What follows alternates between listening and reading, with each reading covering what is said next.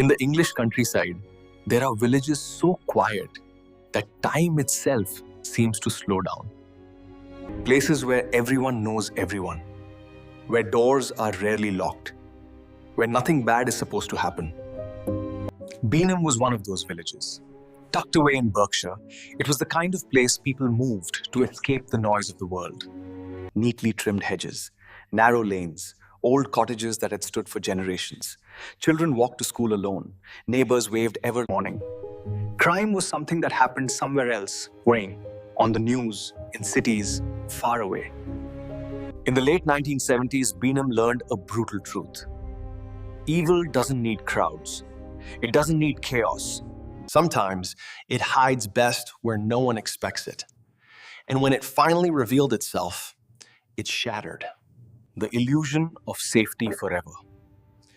On the outside, everything looked normal. Families went about their routines. Shops opened and closed on schedule. Church bells rang on Sundays. Nothing felt wrong, at least not at first. But beneath that calm surface, something was brewing.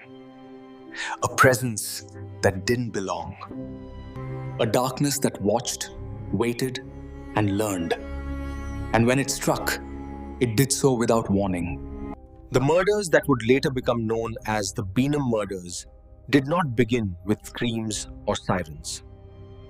They began quietly. So quietly that, at first, no one even realized a crime had been committed. It started with concern. A house that didn't open its curtains one morning. Milk bottles left untouched on the doorstep. A routine broken. And in a village like Beenham, broken routines stood out. Neighbors noticed. They talked. They knocked on the door. No answer. At first, they assumed the most innocent explanation. A short trip, a visit to relatives, a simple oversight. But as hours turned into days, that comfort faded. Something wasn't right. When authorities finally entered the home, they expected to find an explanation. Instead, they found horror. What they discovered inside that house would haunt not just the village, but the investigators themselves for years to come. The scene was violent, deliberate, and deeply personal. This was not an accident. This was not a burglary gone wrong. This was murder. Word spread fast. In a village where news traveled faster than cars, fear crept in almost immediately. People began locking doors. Windows were checked twice at night. Children were kept closer. Everyone asked the same question, often in whispers. Who could do something like this here? Because in Beenham, strangers stood out, and no one remembered seeing one. Police began their investigation under immense pressure. Small villages are unforgiving environments for crimes like this. Everyone knows everyone. Every secret has weight. Every rumor spreads like wildfire. Yet, despite interviews, searches, and long nights of questioning, there was no obvious suspect, no forced entry, no clear motive, no sign of struggle outside the house. Whoever did this knew what they were doing. And worse, they may have been someone the victims trusted. As investigators dug deeper, unsettling patterns began to emerge. The positioning of the bodies, the timing, the silence. This wasn't random violence. It felt controlled, calculated, almost rehearsed. Then came the realization that changed everything. This might not have been an isolated incident. Similar details surfaced from other cases. Small villages, quiet homes, victims caught completely off guard. The possibility was chilling. Beenham might not be dealing with a single crime, but the early footprint of a killer who had done this before, or planned to do it again. Fear tightened its grip. People started to look at their neighbors differently. Friendly faces suddenly felt unfamiliar. Normal behavior became suspicious. In a place built on trust, paranoia took root. And the killer, whoever they were, remained free. Watching, listening, blending in. What no one knew at the time was this. The most disturbing discoveries were still ahead.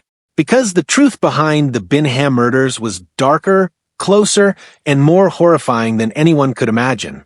And when it finally came to light, it would expose not just a killer, but the terrifying vulnerability of a place that believed it was safe.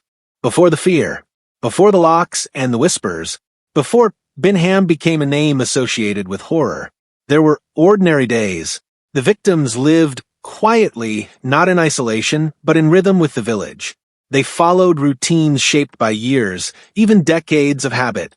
Morning tea, familiar walks, brief conversations with neighbors that meant nothing at the time, but would later be replayed again and again.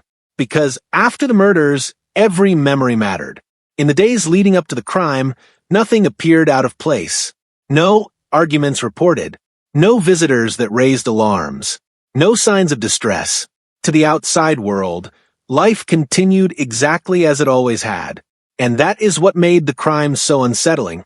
There was no build-up, no visible tension, no warning. Just normal life, abruptly interrupted. Investigators retraced the victims' final movements with painstaking detail. Who they spoke to, where they went, what time the lights were last seen on. Neighbors were interviewed repeatedly. Shopkeepers were questioned. Anyone who had crossed paths with the household was asked the same questions again and again. Did you notice anything strange? Anyone unfamiliar? Any unusual behavior? The answers were always the same. No, nothing, no one. The absence of clues became a clue in itself. Whoever committed the murders didn't rush. They didn't panic. They didn't leave chaos behind. Instead, they left silence. And silence can be terrifying. Inside the house, the crime scene told a darker story. The violence was controlled, not frenzied. Personal, not random. Intentional, not accidental. This was not a crime driven by impulse. It felt practiced, as if the killer knew exactly where to stand, exactly what to do, exactly how long to stay, and then how to disappear. One detail troubled investigators deeply. There were no signs of forced entry, no broken locks, no shattered windows. The door had been opened willingly, which meant one thing. The victims either knew their killer or trusted them enough to let them inside. That realization sent a shockwave through the village, because if the killer wasn't a stranger, then they could be anyone. A neighbor, a familiar face, someone who waved back. The safest place in the world had suddenly become uncertain. As days passed, pressure mounted on the police. Media attention grew. Headlines spread fear far beyond Beenham's borders. What was once a peaceful village was now described in darker terms, isolated, vulnerable, unprepared. And still, no arrest. Then came the mistakes. Small at first, easy to overlook. An interview cut short. A timeline assumed instead of confirmed. A lead dismissed because it didn't feel right. In major cities, errors can hide among thousands of cases. In a village like Beenham, they echo. One potential witness came forward with an observation, something they hadn't mentioned earlier because it seemed insignificant at the time. A sound, late at night, out of place, not a scream, not a struggle, just movement, footsteps where there shouldn't have been any. By the time police followed up, the trail was cold. As weeks passed, fear began to change behavior. People stopped walking alone at night. Friendly conversations became cautious. Windows glowed later than usual, lights left on for comfort. The killer, meanwhile, remained invisible. And that invisibility was powerful. Investigators began looking outward. If the killer wasn't from Beenham, perhaps they had passed through. A traveler, a drifter, someone who understood small villages and how little they expected violence. That line of thinking opened new doors and new fears, because it suggested this might not be the killer's first time.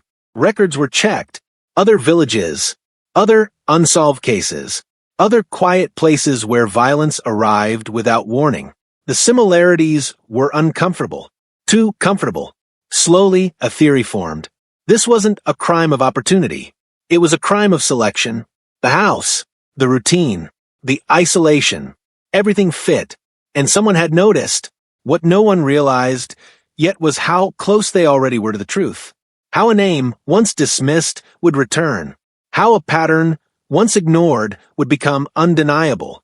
and how the village's trust would soon be broken even further. Not by what happened that night, but by who was responsible. Because in part 3, the investigation takes a darker turn. A suspect emerges, a past resurfaces, and the idea of evil hiding in plain sight stops being a metaphor. It becomes real. By the time investigators reached the 3rd week, tension in Beenham had escalated. The village that had once thrived on neighborly trust now buzzed with suspicion. Every smile, every wave, every polite greeting was scrutinized, and in the shadows of that quiet countryside, someone had been watching. The first breakthrough came from an unlikely source, a minor inconsistency in one of the interviews. A witness had mentioned seeing a familiar face near the victim's home late at night. At first, the name meant nothing. Everyone knew the person. They were ordinary, unremarkable, invisible. But ordinary can hide extraordinary darkness. Police began to focus on him, observing him, tracing his movements, revisiting old alibis. The details were subtle: a late return from work, a vague explanation for why he had been in the area. Nothing concrete, yet enough to raise eyebrows in a village where everyone knew each other's routines. As investigators dug deeper, disturbing links started to emerge. Unexplained incidents in nearby villages, decades-old reports dismissed as accidents, suddenly had parallels. The manner of the killings, the choice of victims, the way the house had been entered and left without a trace. The similarities were uncanny, and it suggested something terrifying. This might not be an isolated killer. This might be a pattern, a carefully honed method. Someone who had learned how to manipulate trust, to exploit vulnerability, and to vanish without leaving evidence. The village felt the shift almost immediately. Fear became paranoia. Windows were reinforced. Evening walks disappeared. Friends avoided each other. No one could predict who was safe and who might harbor the darkness within. Meanwhile, the suspect remained calm. Ordinary routines, polite manners, smiles for neighbors, the perfect mask. And the more investigators tried to uncover the truth, the more it became clear that they were dealing with someone clever, someone patient, someone who had studied human behavior and knew how to exploit it. One chilling discovery sent a ripple through the police team. The suspect had an intimate knowledge of the victim's habits. Not only did he know when they were alone, he knew the layout of their homes, their daily schedules, even the smallest vulnerabilities. It was as if he had been preparing for this moment for years. Then came the day that changed everything. An old piece of evidence previously overlooked resurfaced. A scrap of paper, a detail in a ledger, a mention in a casual conversation that no one thought mattered. But when investigators connected the dots, it formed a pattern that was undeniable. The suspect wasn't just familiar with the victims. He had been studying them, calculating, waiting, perfecting his approach. And suddenly, the horror of the Beenham murders was not just about who had died. It was about how the killer had hidden in plain sight, blending seamlessly into the fabric of the village he was destroying from within. Investigators knew they had to act carefully. One wrong move, one rushed accusation could alert the killer. Yet, every day they delayed, another life could be at risk. Part of the terror lay in the fact that the suspect could be anyone. Friendly, polite, familiar. The very person you might invite for tea, smile, out on the street, trust with your keys. The perfect predator in the quietest of places. By now, the media had caught wind of the unfolding drama. Reports of a cunning, hidden killer sparked fear beyond Beenham. Other villages started questioning their own safety. Headlines didn't just report the facts, they amplified the dread. But in the village, the sense of betrayal ran deeper. Because the killer wasn't just outside the village gates. He was inside, among them. Perhaps even someone they had invited into their home, shared their lives with, and trusted implicitly. In Part 4, the investigation edges closer to its terrifying revelation. The first forensic evidence, the suspect's hidden past. And the moment police realize the pattern extends far beyond what they ever imagined. The shadow that has loomed over Beenham is about to take form, a chilling reminder that evil doesn't announce itself, and sometimes it smiles at you from the window next door. By the time the Beenham investigation had reached this stage, the village was a place of quiet tension. Where once neighbors had greeted each other with ease, now there were cautious nods and sideways glances. Everyone felt it.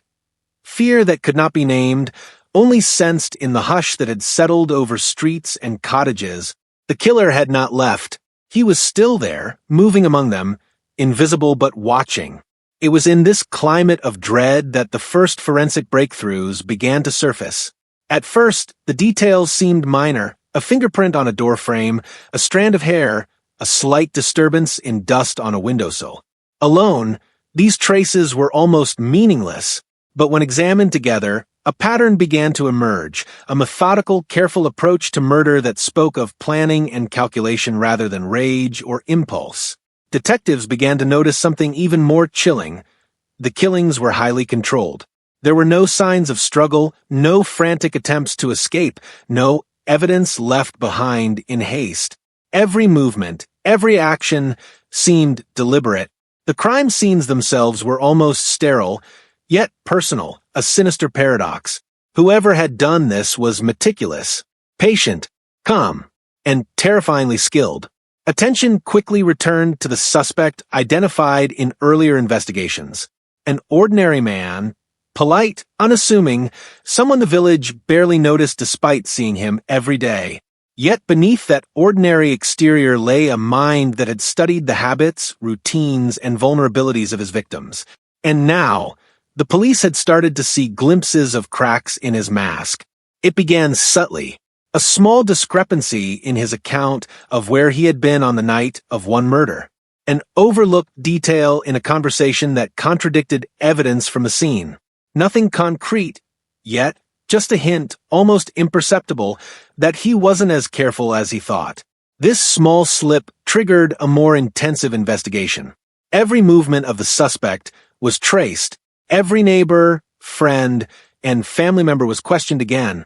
Investigators studied old employment records, casual conversations, even visits to nearby villages. They were searching for anything that would reveal the man behind the calm exterior. What they uncovered was unsettling. The suspect had a history of watching and analyzing people, not casually, but with an almost predatory interest. He noticed routines, patterns, isolated moments, simple behaviors that would later guide his selection of victims. He had studied human behavior, and in doing so had built a blueprint for his crimes. The pieces began to fit together. The choice of victims, the timing, the method, all pointed to someone who understood vulnerability and opportunity. This wasn't random violence. This was calculated, practiced, and terrifyingly intimate. As investigators pieced together the timeline, the scale of the deception became clear. The suspect had not acted on impulse. He had observed. He had waited. And he had entered the homes of his victims knowing exactly when they would be alone, when they would trust him, when they would be most vulnerable. For the village, this realization was horrifying.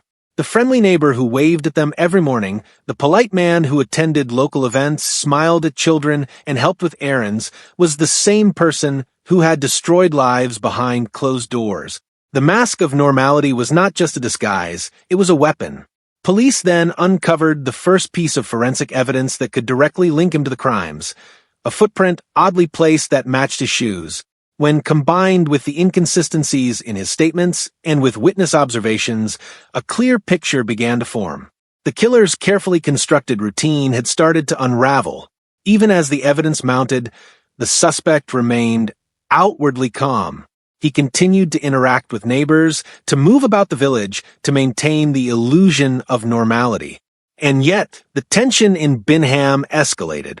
The villagers, once confident in their safety, now lived under a constant, unspoken threat. Anyone could be the next target, or worse, anyone could be hiding the darkness within. By the end of this stage, the investigation had reached a critical point. The mask the suspect had worn for so long was beginning to slip. Police were confident in their suspicion, but full certainty still lay, just out of reach. And the shadow that had haunted Beenham for weeks had only grown darker, closer, and more personal. In Part 5, the story plunges further into darkness. The suspect's hidden past comes to light. Links to prior unsolved crimes appear. The village confronts the terrifying reality that the predator may have acted before and could strike again. The calm of Beenham is gone. The ordinary streets now hold a sinister truth. Evil was living among them all along. By this stage, the village of Beenham was no longer a place of comfort or routine. The once quiet streets now carried a tension that was almost physical, like a fog that clung to walls and trees. Neighbors who had greeted each other casually now exchanged wary glances. Every knock at the door, every visitor, every unexpected sound sparked suspicion. The killer was still out there, unseen, moving among them, perfectly disguised in normalcy. Investigators turned their focus to the suspect, the man who had appeared ordinary, but whose calm exterior was beginning to crack under scrutiny. His past, previously assumed mundane, revealed an unsettling trail of subtle anomalies. School reports, employment records, and past addresses hinted at a pattern. He had moved quietly through towns and villages, leaving behind minor incidents, almost always dismissed as accidents or misunderstandings. Small, easily overlooked moments that, in hindsight, painted a portrait of obsession, observation, and quiet predation. It became increasingly clear Beenham was not the first stage of his work. This man had studied human behavior, small communities, and the habits of individuals for years. He had learned how to blend in, to anticipate routines, to exploit trust. Every action in Beenham, from the timing of the attacks to the choice of victims, now appeared deliberate, calculated, and terrifyingly methodical. The investigators pieced together a timeline of his movements, retracing months and even years. Visits to nearby villages, connections with previous unexplained incidents, and minor reports of suspicious behavior all began to form a pattern. It was as if the suspect had been preparing for Beenham for a long time, quietly perfecting the skills necessary to remain invisible until the moment was right. Meanwhile, life in the village had changed dramatically. Families now double-checked locks, windows, and alarms. Children were kept close, and even simple walks down the lane were fraught with unease. Friendly gestures, once taken for granted, were now met with suspicion. Every neighbor, every acquaintance could be hiding a secret, and the very person they trusted the most could be the one responsible. The police intensified interviews and surveillance. Every detail mattered. Casual conversations, travel patterns, even mundane errands were logged and cross-checked. Investigators scrutinized the suspect's habits, noting how carefully he avoided leaving traces, how he maintained a facade of ordinariness. It was a chilling reminder of the sophistication behind the murders. This was a mind that understood human behavior, community dynamics, and the power of concealment. As the investigation progressed, a critical pattern emerged. The victims were not chosen at random. They were isolated, vulnerable, and predictable. Each victim had been observed for days, even weeks, before the killer acted. The selection process was calculated, the timing deliberate, the method executed with precision. This was not impulsive violence, it was predation, and the killer had learned to hide in plain sight, blending seamlessly into the very community he was destroying. Then came a revelation that shook the investigative team.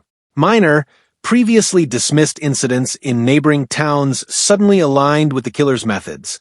These were not coincidences, they were a trail of his behavior over time. The suspect had acted before. He had experimented, observed, and refined his techniques. Beenham was simply the latest canvas for his sinister skill. Psychologists working with the police noted disturbing traits: a calm, meticulous demeanor, an obsession with routines and vulnerability, and an ability to manipulate trust. These traits suggested someone capable of extended planning, someone who could calculate risks and anticipate responses in ways that made him almost invisible until it was too late. For the villagers, the truth was horrifying. The polite, friendly man who had waved to them each morning, the one who had seemed so ordinary, so safe, was the architect of terror. The ordinary could be deadly. The familiar could be a predator, and the realization spread like wildfire. The killer had not only observed the village, he had infiltrated it. He had studied it, understood it, and exploited it. The investigators had moved from suspicion to near certainty. The pattern was undeniable. The mask that the killer had worn for so long was beginning to crack. But the full horror of his meticulous planning, the depth of his deception, was still partially hidden, waiting for the next revelation. The investigation had reached a pivotal moment. After weeks of painstaking work, the police were finally closing in on the suspect. Every detail, every observation, every subtle inconsistency began to converge, forming a picture that could no longer be ignored. The man who had lived quietly among the villagers, smiling and polite, was no longer just a person of interest. He was the focus of a relentless pursuit for justice. Forensic evidence provided the breakthrough investigators had been waiting for. Minute traces, fingerprints, hairs, even fibers from clothing linked him directly to the crime scenes. Each piece alone was almost imperceptible, but together they told a story that could not be denied. It revealed a meticulousness so precise that it bordered on obsession. Every step he had taken, every action he had executed, had been calculated to leave nothing behind except what could now be uncovered by patient, thorough investigation. Investigators prepared for the interrogation with careful strategy. They knew the suspect was cunning, aware of how to present himself, how to evade suspicion, how to remain calm under pressure. But with mounting evidence, the mask that had concealed his true self for so long was beginning to show cracks. During questioning, subtle inconsistencies emerged. A pause here, a minor contradiction there, gestures and expressions that betrayed the careful facade. Each revelation was small, but cumulatively they chipped away at his defenses. The detectives pressed on, patient and methodical, aware that any misstep could alert him, could erase the fragile advantage they had gained. Then came the first confession, partial, hesitant, but undeniable. The suspect, confronted with irrefutable evidence and the careful unraveling of his narrative, began to speak. Details emerged. How he had selected his victims, how he had studied their routines, how he had gained their trust before striking. The chilling calmness with which he described his actions revealed the depth of his planning and the absence of remorse. For the villagers, the revelation was unimaginable. The man they had seen at church, in shops, walking along familiar lanes, was the same person responsible for shattering lives behind closed doors. The ordinary, polite neighbor was a predator. The familiar face had been hiding darkness the entire time. And yet, as the police pieced together the narrative, the full extent of his careful planning and manipulation became horrifyingly clear. Investigators also uncovered his methods. The killings were executed with precision. Entries made when the victims were alone, movements calculated to avoid detection, minimal contact left behind. He understood human psychology, the habits, fears, and routines of those around him. He exploited them, using the trust of the community as both shield and tool. The confession revealed a disturbing pattern beyond Beenham. The suspect admitted to observing other villages, other potential victims, testing behaviors, and refining techniques. Beenham had been the culmination of years of observation, patience, and practice. The crimes were not impulsive. They were the product of a carefully honed system designed to remain undetected until the right moment. Throughout the interrogation, investigators noted his detachment. He spoke of his actions with precision, without emotion, almost clinical in his descriptions. Yet beneath the calm, the weight of exposure began to show. His careful mask of normality was breaking, revealing glimpses of the manipulative, calculated mind beneath. The case had reached its most critical turning point. The suspect had been identified, the evidence undeniable, and the confession partially secured. The mask that had concealed him for so long had begun to fall, and the village of Beenham faced the terrifying reality. The evil that had lived among them, hidden in plain sight, had been real, deliberate, and meticulously planned. The Beenham murders case had captured national attention. The police had uncovered irrefutable evidence, and the suspect's partial confession had sent shockwaves through the village.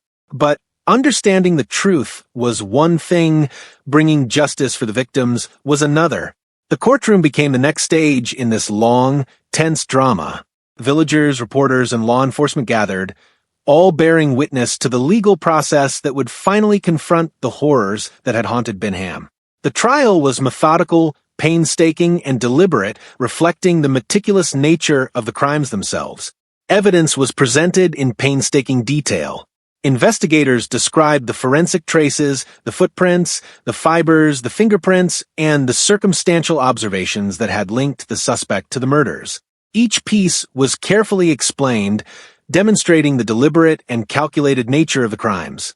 The prosecution painted a picture of a predator who had carefully observed, studied, and manipulated his victims, gaining their trust before striking.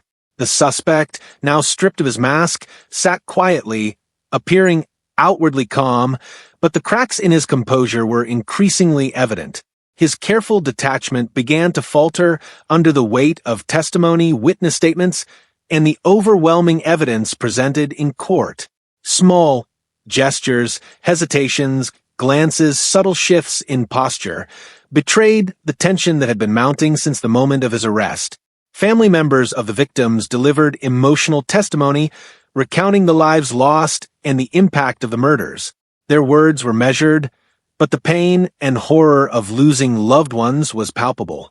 Villagers recalled the changes in their community, the fear, the suspicion, the way ordinary life had been forever altered.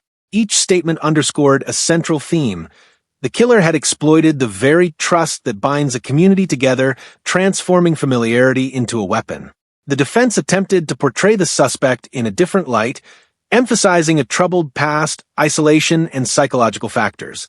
But the evidence, methodical and overwhelming, left little room for doubt. The killings were not impulsive or random.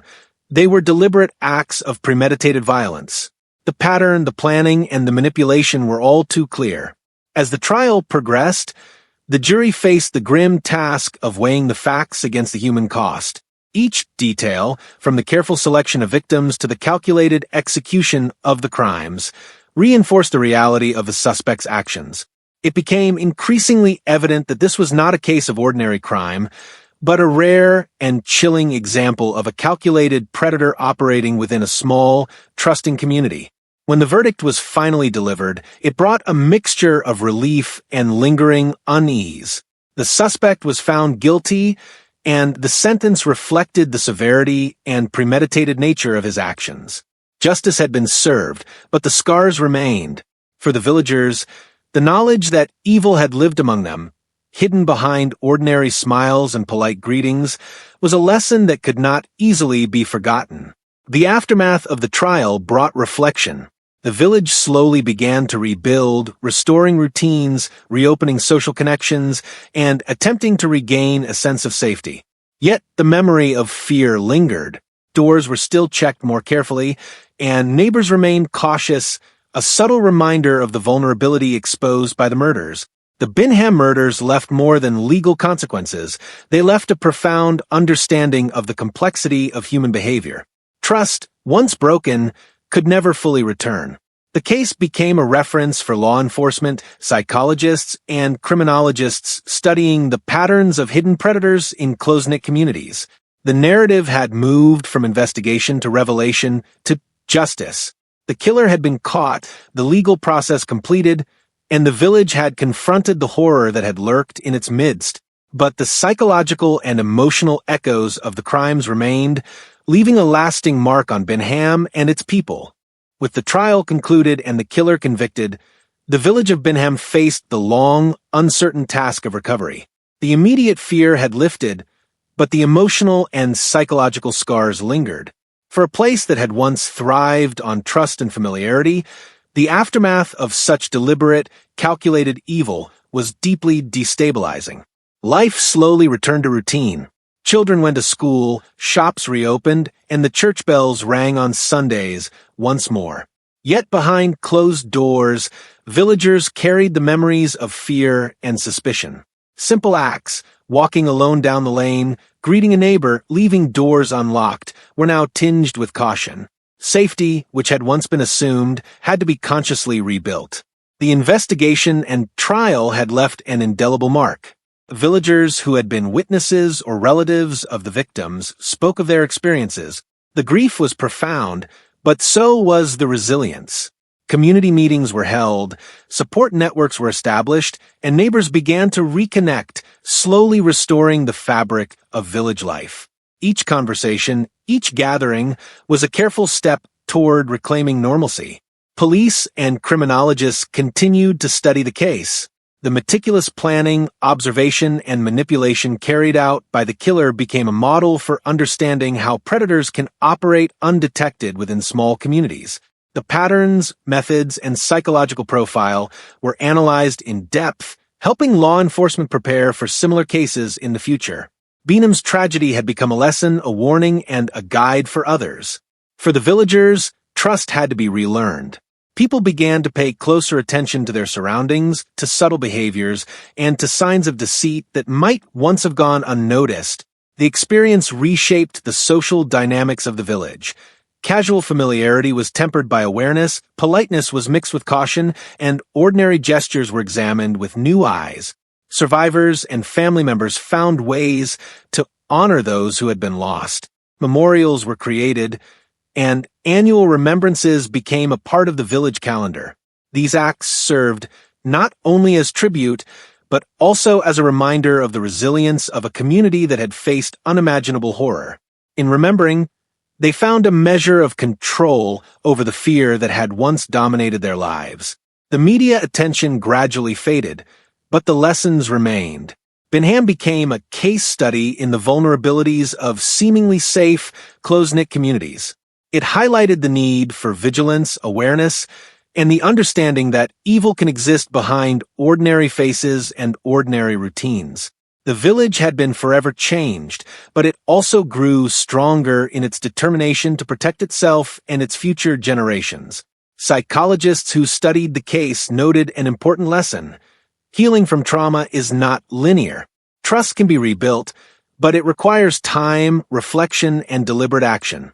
In Beenham, the villagers worked collectively, supporting one another, and slowly reweaving the social trust that had been so thoroughly tested. The story of Beenham had shifted from fear to resilience.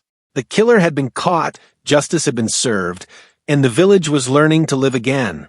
Yet, the memory of the crimes lingered, a quiet reminder of how quickly ordinary life can be disrupted and how carefully evil can hide in plain sight. Years had passed since the trial, yet the village of Beenham could never fully return to the simplicity and trust it had once known. The murders had left a lasting imprint, not just in the memories of those who had lived through the events, but in the very way the community functioned. Every street, every cottage, every familiar face carried echoes of fear and the unsettling knowledge that evil had once walked among them unnoticed. For many villagers, the psychological impact was profound. Even those who had not been directly involved in the murders found themselves hyper-aware, cautious, and sometimes distrustful. Conversations were measured, greetings were careful, and the open-door culture that had defined village life was forever altered. The sense of safety, which had been taken for granted, became fragile and conscious. Families who had lost loved ones continued to grieve. Therapy and counseling became part of the village's slow process of healing. Survivors spoke of recurring anxiety, nightmares, and the difficulty of trusting strangers, or even neighbors they had known for decades. Yet through these struggles, resilience began to emerge. Support networks, community gatherings, and small acts of solidarity helped the villagers reclaim some measure of normalcy. The law enforcement agencies involved in the Beenham case also reflected on the lessons learned. The meticulous planning and psychological manipulation employed by the killer highlighted the vulnerabilities inherent in small communities. Investigators and criminologists began to develop strategies to detect subtle behavioral patterns, understand the warning signs of predatory behavior, and prevent similar tragedies elsewhere.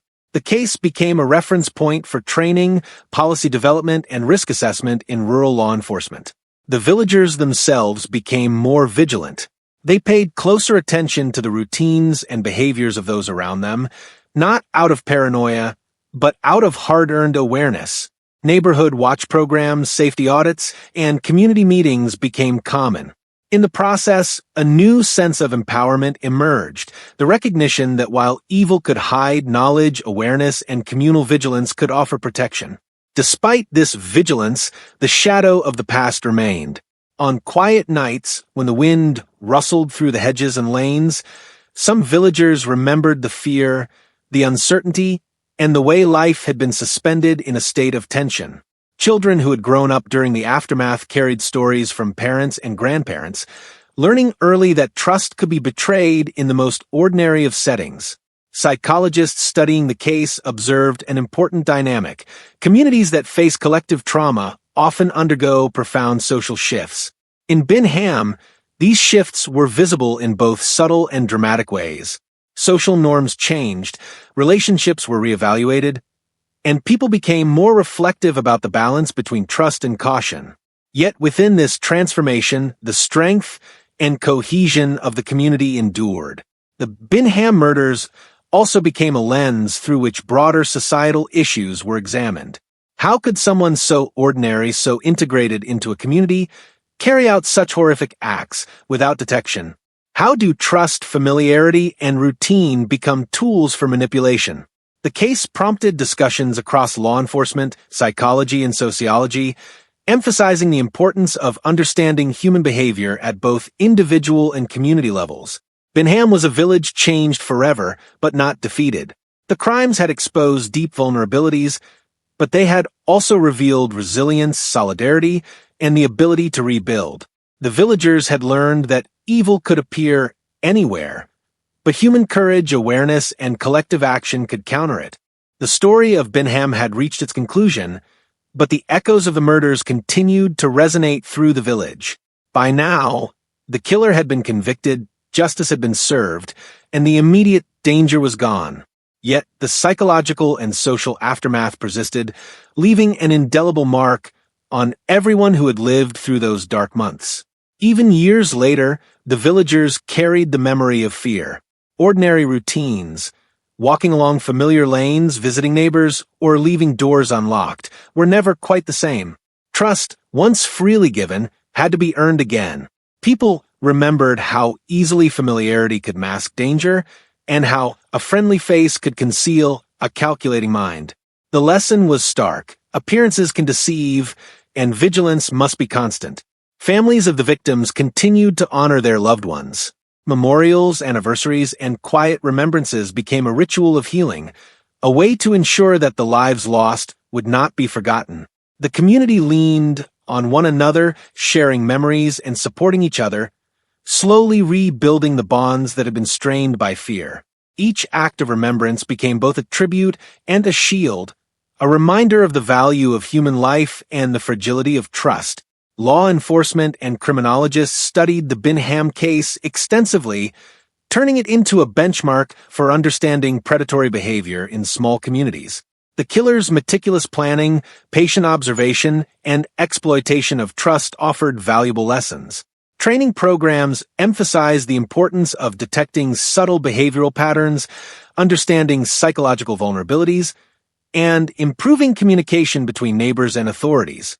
The tragedy had sparked a broader awareness of the ways in which predators can operate unseen and how communities can protect themselves without succumbing to paranoia. In Beenham, vigilance became part of everyday life. Community watches, neighborhood meetings, and open communication created layers of protection. The villagers learned that safety was not merely a given, it was an active effort. They also realized that the strength of a community lies in connection, awareness, and mutual care. Fear had left its mark, but it had also inspired resilience. Psychologists reflected on the long-term impact. Trauma, especially collective trauma, changes behavior in subtle ways. In Beenham, the murders reshaped social dynamics, altering how people related to each other and how trust was extended. Yet, The human capacity for adaptation and recovery was remarkable. Through reflection, conversation, and support, the villagers gradually reclaimed a sense of normalcy even as the memory of the killings remained vivid. The Beenham murders also left a cautionary legacy for the wider world. It became a stark reminder that evil can hide in plain sight, that communities can be vulnerable even in seemingly peaceful settings, and that awareness and vigilance are essential. It highlighted the thin line between safety and danger, familiarity and threat, trust and betrayal. The case served as a lesson in human behavior, community psychology, and the importance of proactive protection. By the final moments of this story, Beenham had transformed. The village was no longer naively serene. It was informed, cautious, and watchful. People had rebuilt connections, strengthened social bonds, and established systems of protection. The darkness that once infiltrated their lives had left scars, but it had also fostered resilience, awareness, and a commitment to never take safety for granted again. The full legacy of the Beenham murders was thus twofold: a grim reminder of the consequences of misplaced trust, and a testament to the power of human resilience. Evil had struck, but the village endured. Fear had shadowed their lives, but vigilance and unity ensured it would not prevail again. As the village moved forward, the story of the murders became a permanent part of its history, a lesson, a warning, and a memory. The victims were honored not just in memorials, but in the careful, watchful lives of those who survived. Beenham had faced darkness, and in facing it, had found the courage to carry on, wiser and more resilient than before.